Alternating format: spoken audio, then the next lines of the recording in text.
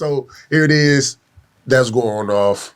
Then you follow up with a second song, Bust It. Yes. Now, and that's doing this thing. Now, you're at this time, are you already signed to Asylum when you drop? No, well, yeah, when I dropped Bust It Open, yes, I was already signed to Asylum. Okay, what was that like signing with that label? And I can imagine probably was being courted by a few labels. Why them? Yes, man, actually, bro, I signed to Asylum because of Boosie.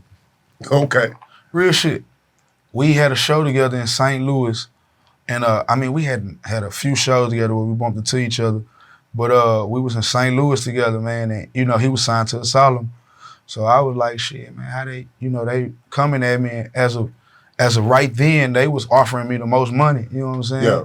So he was like, shit, they a good label. They gonna work just as much as you. So, shit, the next morning, we came back to Dallas. I had Salim fly down from New York, and we signed to Asylum. Got you. Now, at this time, when you doing your thing with My Dougie and Bust It, anybody else on the scene from the Boogie movement start hitting the scene? Because I remember... Yes, The Road. Okay. The Road did real nice. Fat Pimp. Like I said, the Trap Stars.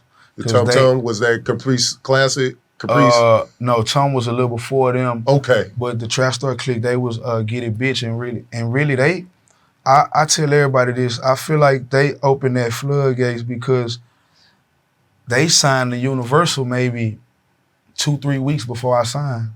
You know, Universal came here because they shit was actually picking up traction and doing numbers. You know what I'm saying? So when they signed to Universal, like 2-3 weeks later, I signed to Asylum.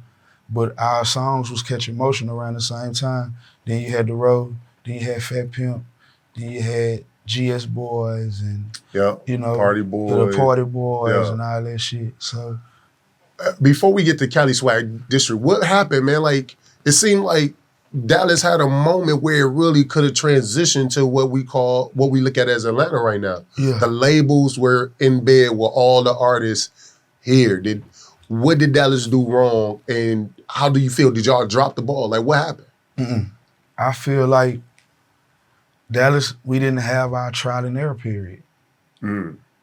Atlanta had their trial and error period. See, a lot of people get them that and think, no, good groups like Outkast, Goody Mob, you know what I'm saying? Them niggas had to go through their trial and error period to learn what to do and what not to do with these labels, and then teach the rest.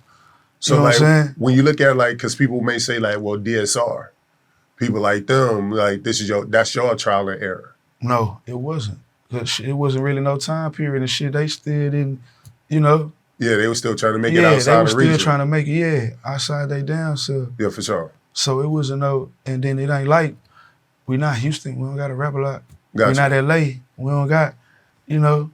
So that was our trial and error period. We went through that for Yella, Mo, Freddie. You know what I'm saying? We went through that shit for them to go get a big deal then. For them to go get,